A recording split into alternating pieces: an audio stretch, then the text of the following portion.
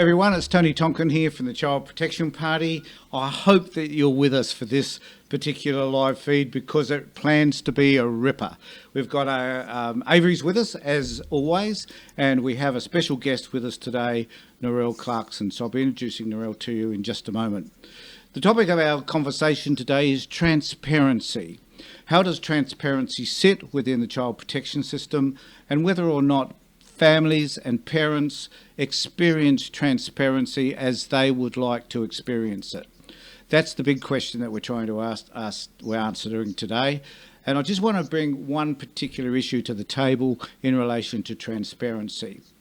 I've noticed over the years that I've been doing this that there's a lot of criticism of parents for the way that they have parented, and there is a lot of antagonism towards parents also by the department.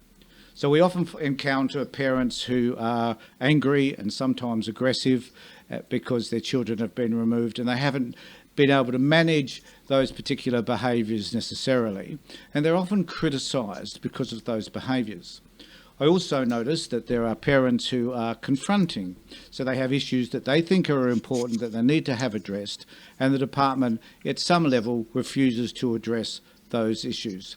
In doing so, often the department workers often appear to be aggressive themselves. And the issue for me has always been that if the department themselves complain about the aggressive nature of parents, why isn't it that we have the right to complain about the aggressive nature of the workers? So this is a primary issue that sits with, I think, every parent who's had their children removed, and particularly those parents who wish to challenge the system about how it manages their children and the parents' lives. Often parents are encouraged to go off and do programs, to work as hard as they can in order to meet the concerns of the department. And often parents have done the work that they need to do, but they don't receive the acknowledgement that they need to receive from the department. Often because the department's already made up its mind that these parents are not going to get their kids back. Now, one of the issues around transparency is notifying parents when the department has decided not to return their children. They will say that they're waiting for a whole host of reports, and often those reports turn out to be quite negative, and parents often are therefore left not knowing exactly what's going to happen because the decision makers within the department refuse to make decisions that in the end of the day is going to be informative for the parents. So these are issues which we need to address. They're of primary concern to all of us who have encountered the child protection system. And we need to find ways whereby we can challenge the system so that their level of aggression, their level of intimidation, and their level of failure to be able to address the issues that are concerning us about them also need to be addressed. So here we are today to have this conversation, and we have Avery, who's clearly going to be looking at the information that you're sending us. We'd like as many of you to become as involved with this conversation as we can. And also, just like to, so I'll introduce Avery now. Hi, Avery. Good to see you, ma'am. Hi, how are you? I'm pretty damn good, thank you. Are you in the fired up mood today to get into I'm this always subject? fired up. Well, this is true. And don't confront Avery because he's fired up and he will tell you exactly what he thinks. So today, Avery, you're also to tell us what we think, because the area of transparency, I think, is important to all of us in terms of when we're dealing with government organisations generally, not just the Department of Child Protection. No, right? it's very true. It's a thing that is completely lacking in government, whether it's federal or state, even local council, local government. They do things, we don't know what they're doing. We don't know why they're doing it. We don't know what led them to their deliberations to come to a particular decision. And one of the things that does, in my opinion, is it fosters distrust in the government. Well, it does. And also, particularly within child protection system, where we're looking at such an emotive issue, such as not having access to your kids. Yeah. And, at the moment, we have the issue around the coronavirus and the fact that parents have been told that they can't have access to their children because of the virus. And I think it's a pretty pathetic excuse as to why people can't. I know of a client I was speaking to today who just last week, it was the child's first birthday, and he wasn't able to attend the birthday because of the coronavirus and that lack of contact, even though the child is with his sister. Yeah, there are lots of these issues, and I'll bring Narelle in a moment, who I'm sure has got plenty to say around this. I can hear her in the background, so I'll just welcome you on board, Narelle. Thanks. This is Narelle Clarkson. Hello, Narelle. I don't know whether Hi, Tony. How you doing? Hi, Avery. There. Okay, you're back. You just blocked up just a little bit, but that's okay. Yeah, can you hear me, Tony? Yep, can hear you fine. Do you hear us? Yeah. Okay, awesome. Yes. Yep. Okay. Hi, Avery. Hi, Tony. Good to see you. Thanks very much for becoming a part of this live feed, Narelle. I know that it's a bit intimidating sometimes to appearing, because, you know, with Avery and I, you're just with a couple of stars. What can we say? Feel free to say anything. If you like, lie to us. So, Narelle, you had a conversation the other day about it's a bit nervous. A bit nervous. Bit nervous? Okay. Well, we had a conversation the other day about a website that you've started, and we'd like to be able to talk to you a little bit about what that is and what your intentions are and where you're going with it. So go for it. Yeah, I'd love to. All right. So, we've started a website. It's a very long domain name, but it's wethepeopledemandtransparency.com. And what the aim of the website is to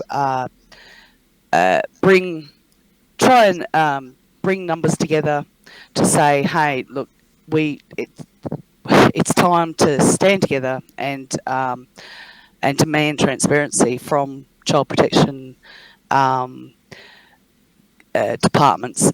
And sorry, I'm blubbering. I'm getting a bit nervous, but so the idea is that in transparency, if you bring transparency to the practices that are currently being used in child protection, and then that in itself should bring the change we're looking for.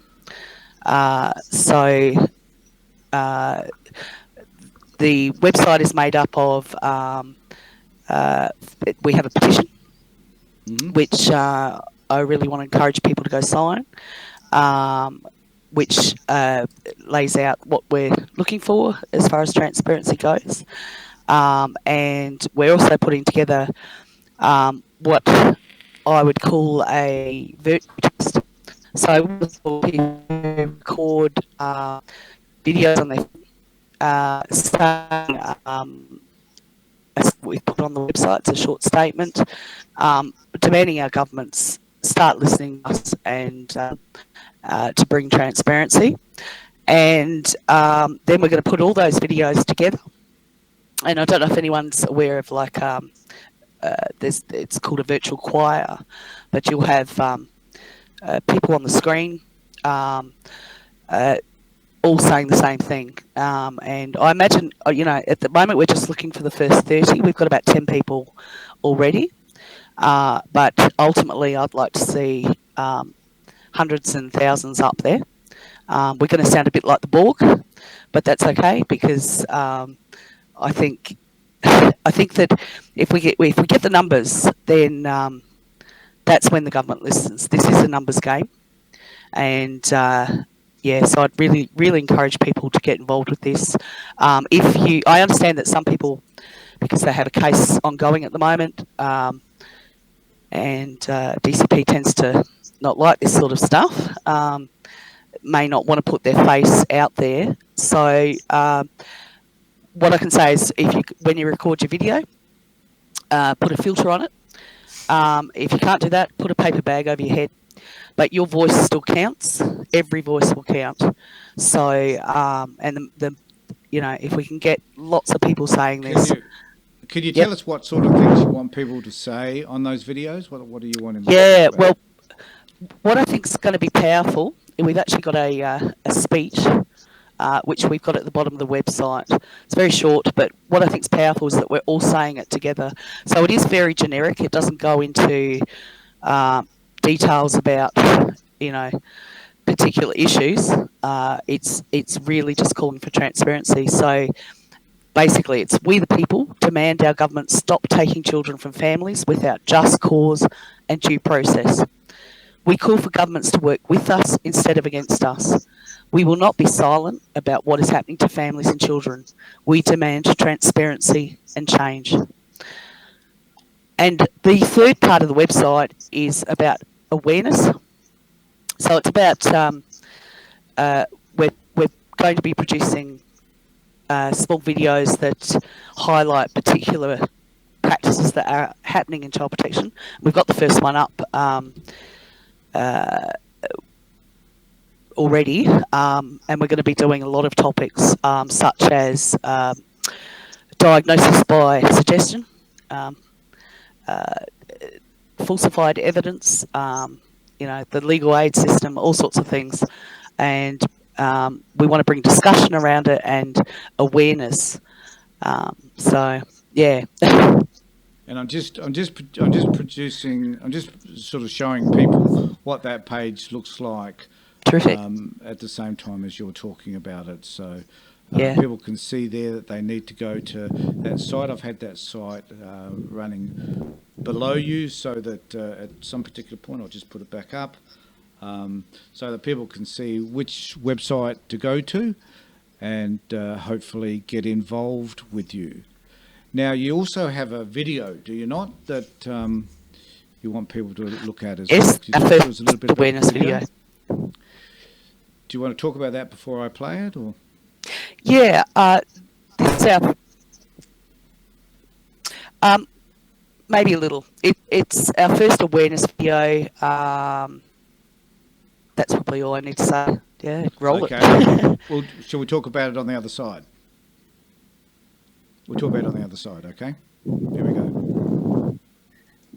Yeah, probably a good idea if that's all right. Yeah, thanks, Tony.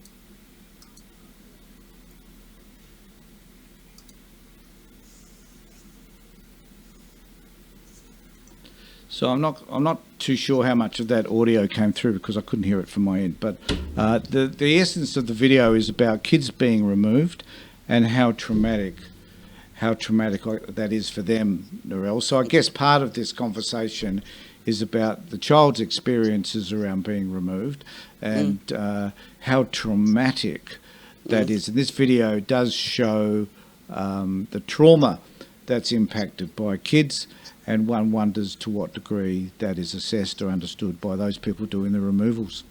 Do you think? Absolutely. I mean, you know, watching. I'm sorry for people watching this. I know it's really, really difficult to watch. It's terrible, and I mean, I can't imagine being involved with something like that and to say what we're doing right. It's just incredible. I mean, it's got to be abuse itself. I noticed that the police officers themselves who are fully part of this are often, you know, you can see how difficult it is for them being Yeah. a part of this. And Yeah, this is it. There's the Yep, go on, sorry. sorry. The question is how difficult is it for This them, do you think? how difficult. Yep. I've got a bit of a delay on my internet. Yeah, that's right. Just talk and the delay will catch up and we'll manage it the best we can. Okay. I think it must be horrendous. You know, what I liked about two of those videos was the one, I think the first one, and the father asks, you know, are you proud of yourself? And sorry, I'm getting emotional. and the police officer said, no, absolutely not. And there was another video where the baby was being removed from the mum from the hospital, and you can't hear it very well on the video, but as the last police officer, he apologised to the father, and yeah, you can watch and say this is the way to remove children. It's Yeah, yeah, I had. it's not.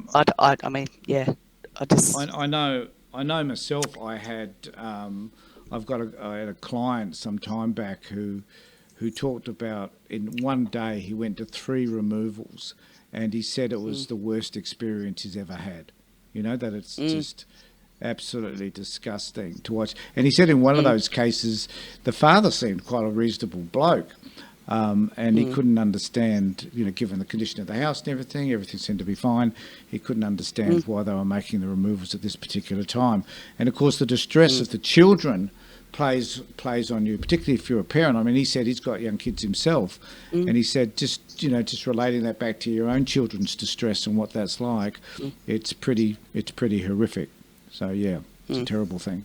I think also, I mean, obviously watching the children that traumatized on the spot is hard to watch, but I think you've also got to realize that those kids go back to their new foster family, complete strangers, what have you, and even if those children aren't crying when they're being removed, it's still traumatic. They're being separated from all they've known without any preparation. They often don't get to take anything with them. They're suddenly lost contact with their primary carers. I mean, yeah, I just, it can't be good for them. It just can't. So what is your organisation expecting to happen? What sort of grassroots movement do you wish to generate that is necessarily going to bring about the change that you require? So I don't necessarily have the answers to everything. No, I don't. But what we want to do is highlight the issues and bring awareness to it, because at the moment parents aren't allowed to speak about their cases. The press can't speak about what's going on. They can only deal with children who have died in care or died because DCP failed to act. So there's a whole section of families who can't speak about what's going on, and therefore you've got in some cases DCP going crazy because there isn't accountability. Some of the practices that are occurring, like falsifying evidence and what have you, I mean, you just scratch your head and go, how is this allowed? And it's allowed because there isn't transparency. So, you know, I was in a situation myself. I actually, without getting too much into my case, I recorded most of my interactions with DCP, and they knew this. I told them, and I don't advise, if you are going to record, I don't advise that you tell them. However, you know, I had a worker once who was being quite, you know, saying some terrible, terrible things to me. and threatening me and bullying me. And I said to her, "You realise I'm recording? I mean, you guys know I'm recording. How could you say this, doing that?"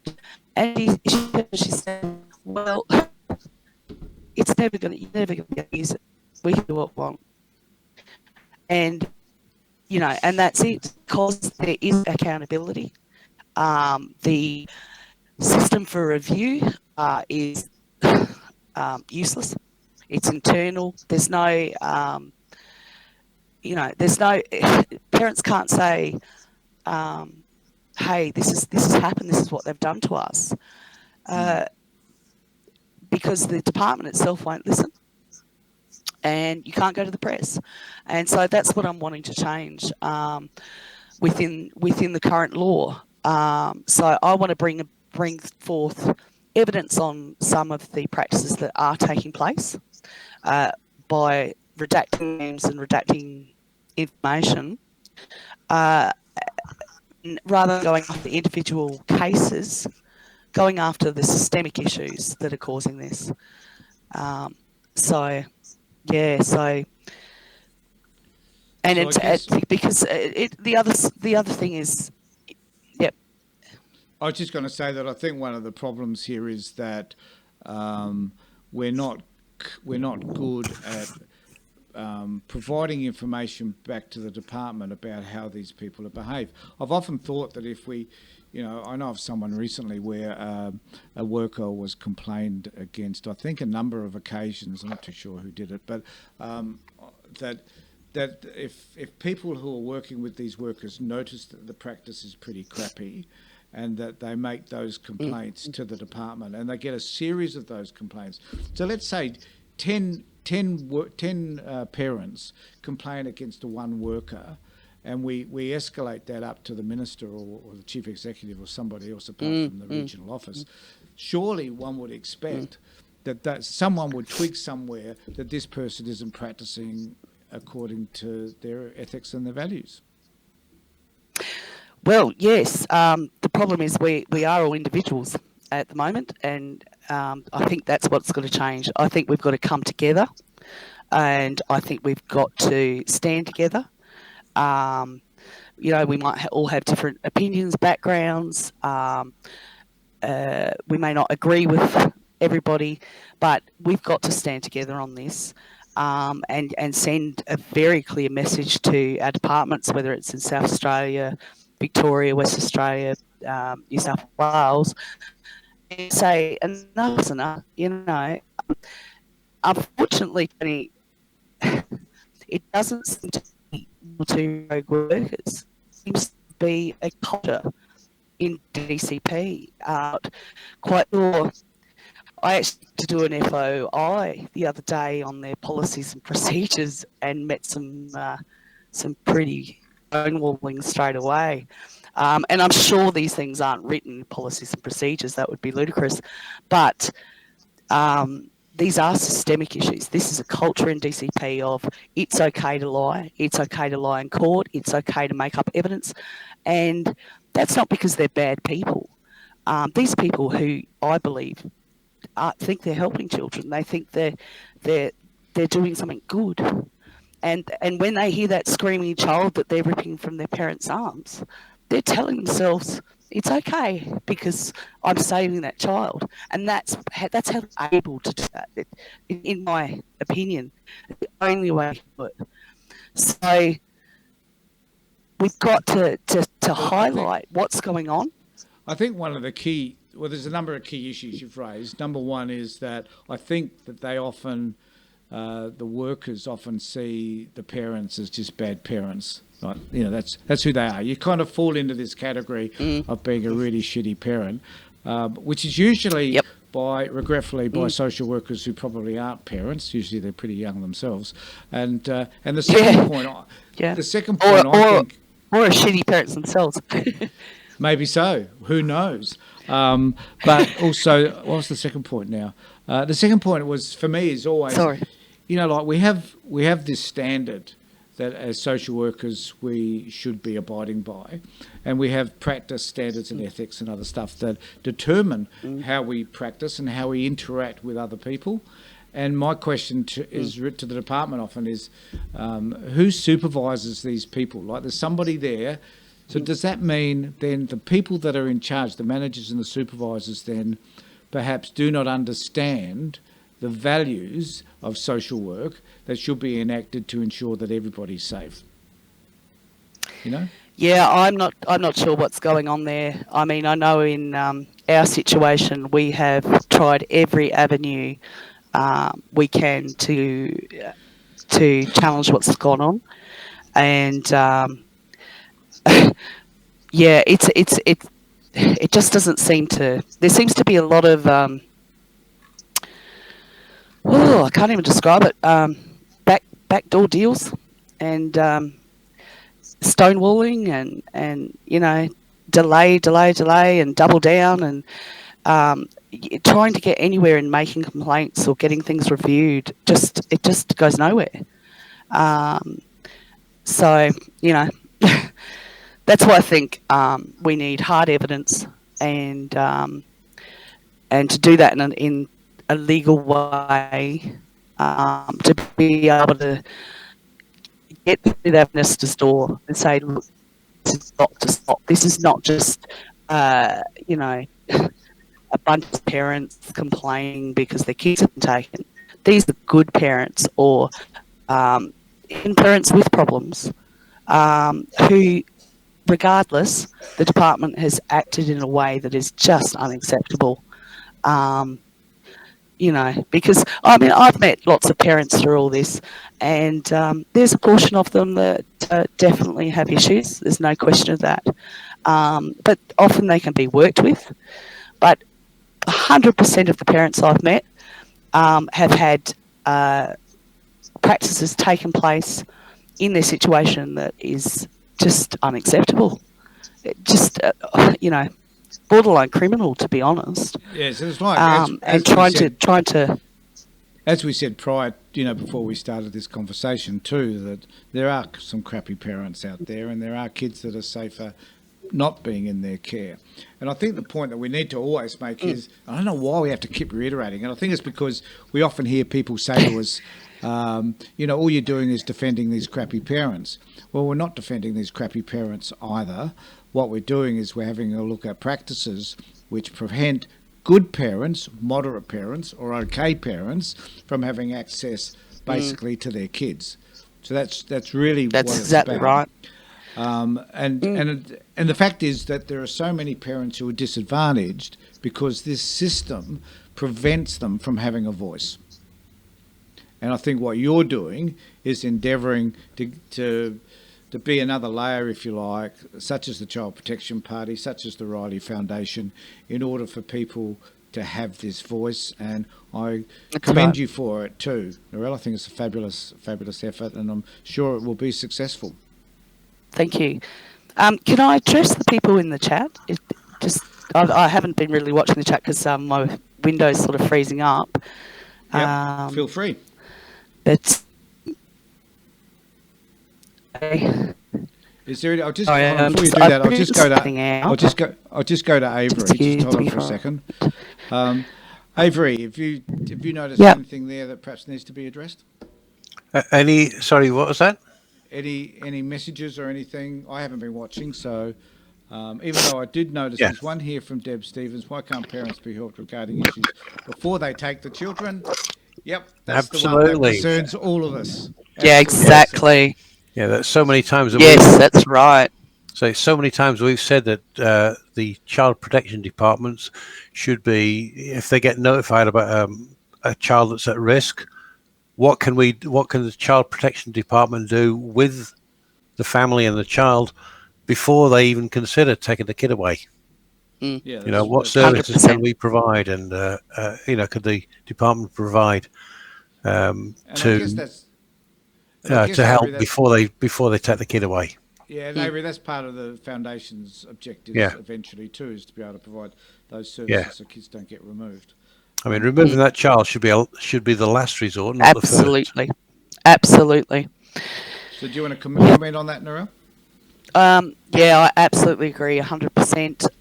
If they're always complaining about a lack of foster carers, but if the money that was spent on children going into foster care was instead spent on parents getting the help they need, children wouldn't need foster care, and that would be a situation for everybody. Outcomes for children in foster care, as you and Avery would know, are just abominable. So it's not a good solution, and I've got nothing but respect for foster carers, but this is just end up.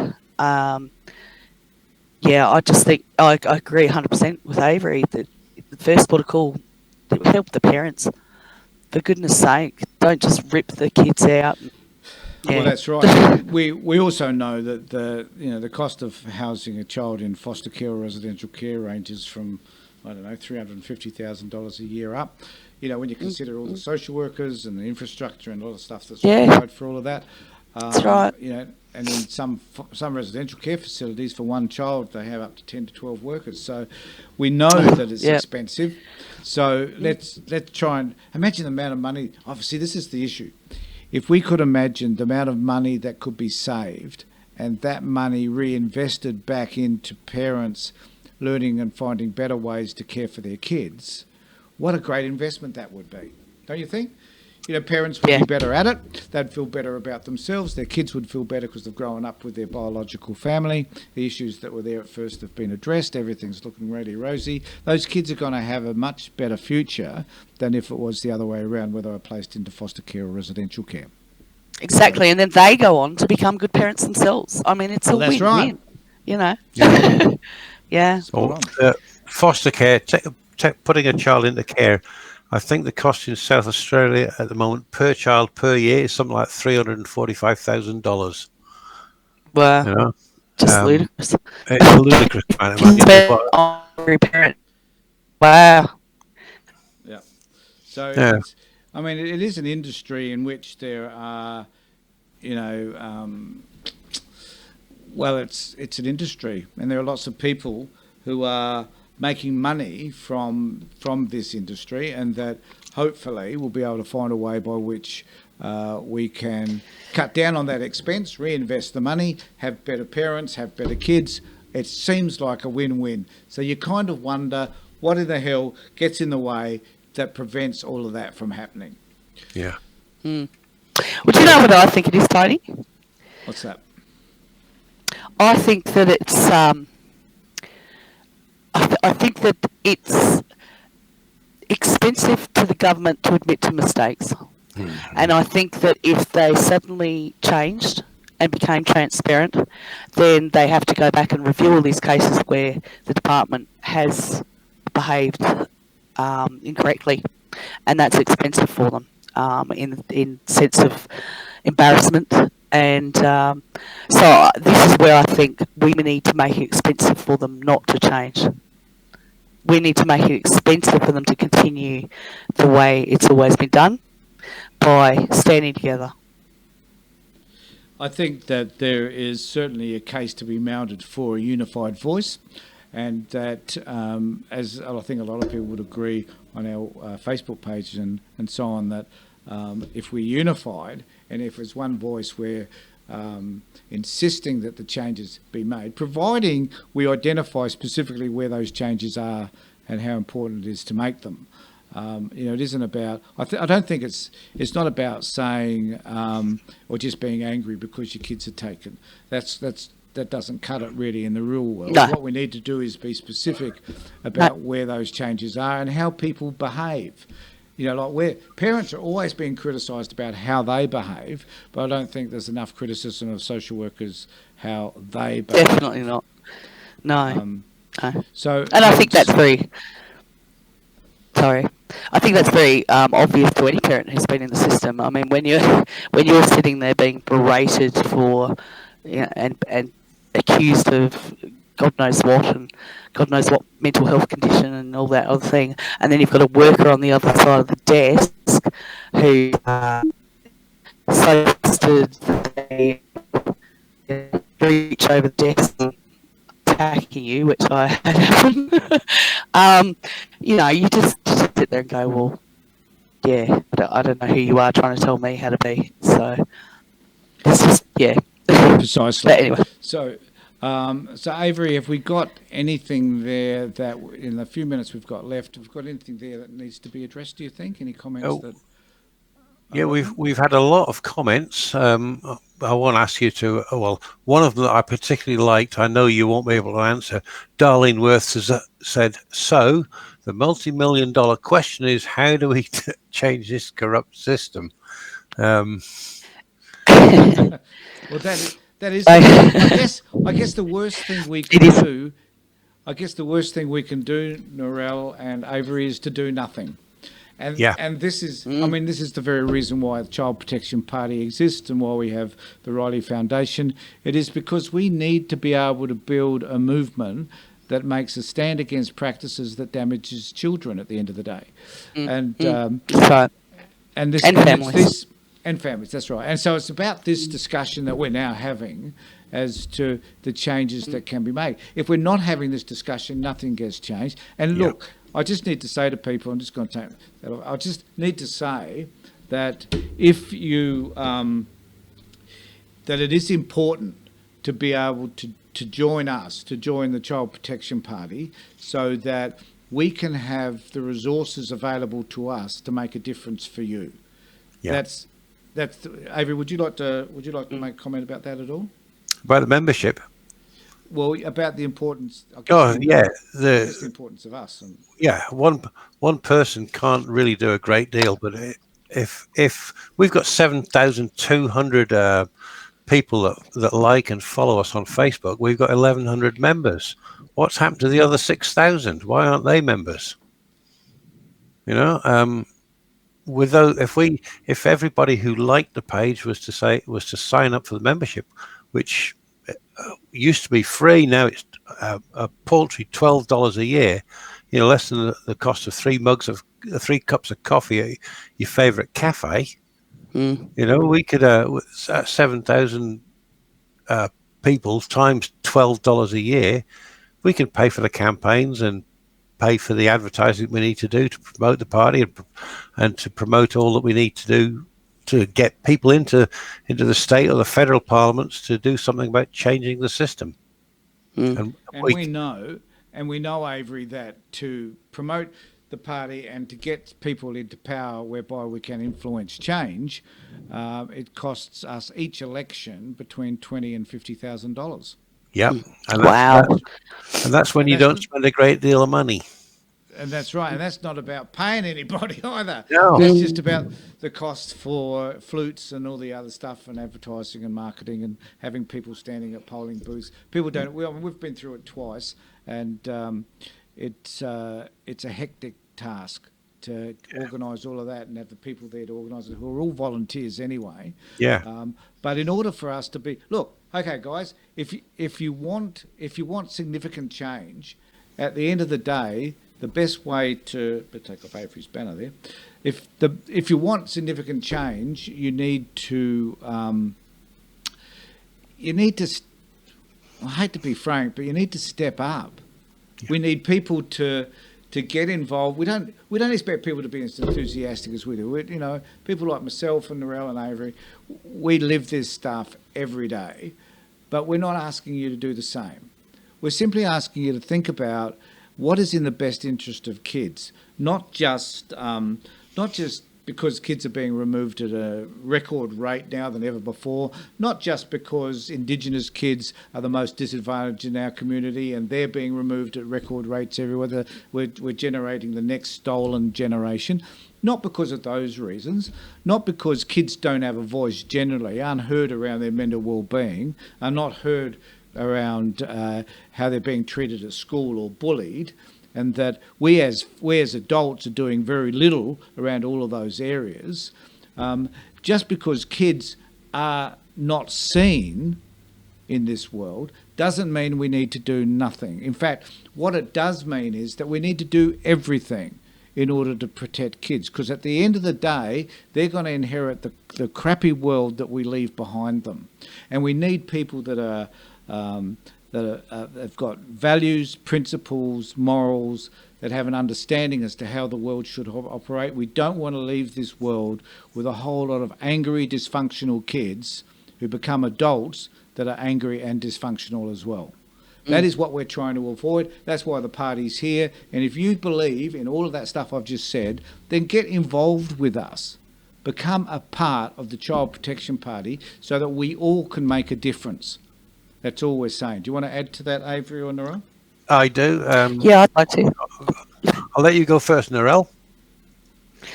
Yeah, I just want to say I was thinking about this morning, and you know, if you think about an avalanche, you know, it starts with a rock, a small rock, and that starts tumbling down the hill and gathers momentum.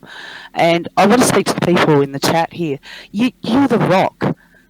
You are the start of this, and you may only feel like you're one voice, but every voice that you gather with you, when we're all rolling down that hill, we can take down this mountain. But we need you to stand, whether it's right, whether it's the petition. You know, we start off small, but we need those numbers.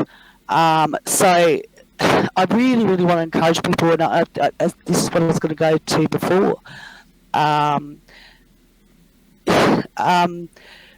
just, if you don't mind, I'm just going to read something out. We need to stand together in this as one voice. If this issue is new to you, believe me, this can happen to anyone. For those of you in the chat who are dealing with child protection, I know you are lost and broken and confused and angry. You can't do this alone. We can't do this alone. In a democracy, politicians listen to numbers. It's as simple as that. I get it. You're only one voice, but you are an important voice. Go sign and share the petition.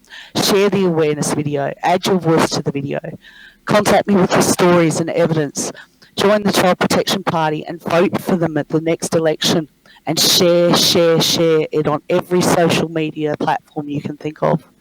And then go speak one-on-one to your family members and to your friends and ask them to stand with you and do the same. The time has come for us to say enough is enough, and we will not tolerate children and families going through this anymore. Yeah. No. We have to go strong. We have to go loud. The only way that we are going to see the system change and our kids come back home is to become so loud that the government's not going to be able to ignore us any longer. Yeah. So join the Child Protection Party. Those numbers really count. Get your friend, get your family, and get behind us. Because your voice counts, your friend's voice counts, your family's voice. We have to make a change here. Yeah. Well said. And Avery, do you want to add to that? The only thing I'm done. there's not much I can add to it, but I mean that was very good. But I do want to say, as I said, it's $12 per year, $1 per month to join. If you are, as Narelle has just asked, if you are not a member, please consider joining. $12 a year. If you are a member and you joined before January the 1st of this year, please consider paying that $12. No matter how long you've been a member, please consider it. And if you want to pay that, just send an email to me, send it to secretary@childprotection.party saying, I'd like to pay that $12, and I will send you the invoice which you can pay with credit card, PayPal, a money order, a check. It doesn't matter how you do it. All right, please consider it. And it's, you know, it's like I often feel guilty when we ask for money. So much, most of the work we do is free, and certainly a lot of the work that I do for the party, and all the work Avery does and I do, and anybody that's involved with us is all free. We don't get paid for any of that. We're not asking to be paid. What we're asking for is to be effective. And the only way that we can be truly effective is for everybody to become involved with us and to contribute appropriately to the party. And that's not just in money. That's in, we need, we've got elections coming up in the next year or so we need candidates. We need people on the ground. We need people with a whole lot of experience around negotiation skills and conflict resolution. And I mean, we need people that can, particularly in terms of our foundation, do work around advocacy work. So there's lots to be done, and it almost feels like to me that we're running out of time. You know, it can't be left up to people like Narelle, Avery, and myself to do this work. We need you to help us to do what we need to do. So I want to thank you, Narelle, for everything you've done. It's absolutely, absolutely amazing. You're very, very special, and we hope that, and we expect that your organisation will be successful, your webpage will be successful, and that you'll get lots of really valuable stuff up there that we as a political party will be able to use also to let the department know how other people are responding to them. So thank you very much for your time today. Greatly appreciate it. Pleasure. Thank you for having me. Thank you, Narelle. Great. So Avery, any final words from you? Oh, only one thing, and it does relate to something that Narelle said earlier, and that's about recording meetings, phone calls, etc. Everybody needs to be aware that the Communications Act, the federal one and the state ones, define what you can do, and some states say you don't need to ask permission to record. Others say yes, you can, but you've got to tell the person up that you want to record it. And if one person in the meeting objects, you can't record it. If you go ahead and record it anyway, you could be prosecuted and face criminal penalties. You've got to be very careful about that. So the bottom line is just need to be aware what the state rules and regulations are around that. And I just want to mention, Avery, in closing, that we have team leaders in each state except for the territories. That's right, isn't it? Yeah. Except for the territories, yeah. And last Saturday, I just want to reiterate, we had a virtual town hall, which was a humdung of a success. It was sensational. We got far better result than what we'd ever anticipated. In order for us to be able to become the voice that we need for you, we need you to share this feed. And if you could go to the virtual town hall and share that as well, we will be grateful. We're sort of got this sense that we are creating some momentum right at this particular moment. We'd like that momentum to continue.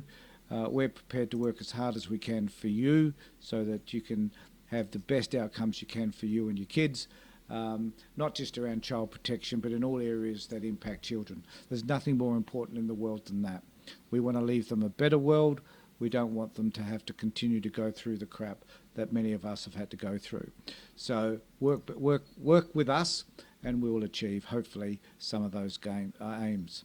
So thanks, everybody. Thanks, Narelle. Thanks, Avery. Been fabulous having you on board.